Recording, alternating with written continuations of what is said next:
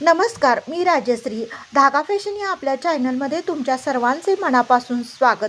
तर बघू शकता, हा मी ब्लाऊज शिवलेला आहे मेहंदी कलरचा.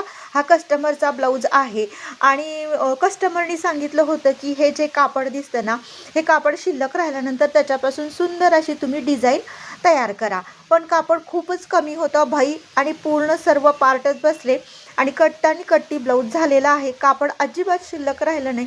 तर असाही प्रश्न तुम्हाला कदाचित पडेल की जर समजा तुम्ही स्वतः शिलाई काम करत असाल आणि एखाद्या कस्टमरनी जर तुम्हाला ब्लाऊज पीस दिला आणि डिझाईन जर करायला सांगितली आणि त्यांनी सांगितले की काहीतरी कापडापासूनच डिझाईन तयार करा आणि नसल शिल्लक कापड, तर तुम्ही अशा पद्धतीची लेस आणून अट्रॅक्टिव्ह डिझाईन नक्की तयार करू शकता.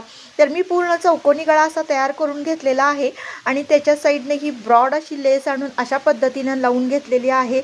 खूप युनिक आणि खूप छान पद्धतीने ही लेस लावलेली आहे. तुम्हाला जर हवा असेल तर मध्ये इथे तुम्ही एक छानसा पॅच पण लावू शकता. एखादं सुंदर तुम्ही लटकन पण सोडू शकता आणि तुमच्या ब्लाऊजला अट्रॅक्टिव्ह लुक नक्की तुम्ही देऊ शकता. बघू शकता किती छान असं सिंपलच साडी आहे, सिंपलच ब्लाऊज आहे, पण आपण डिझाईन खूप सुंदर केल्यामुळं ब्लाऊजला अट्रॅक्टिव्ह असा लुक आलेला आहे. तर तुम्हीही स्वतः शिवत असाल तर अशा पद्धतीचा ब्लाऊज तुम्ही नक्की शिवून घ्या. काठ कमी असेल, कापड कमी असेल तर टेन्शन अजिबात घेऊ नका. अशा पद्धतीची खूप सोपी सोपी आणि खूप छान डिझाईन तुम्ही नक्की बनवू शकता. तर मैत्रिणींनो, ही डिझाईन तुम्हाला कशी वाटली नक्की कमेंट करून सांगा. आवडल्यास लाईक शेअर आणि सबस्क्राईब करा. भेटूया अशाच एका छानशा व्हिडिओमध्ये. बाय.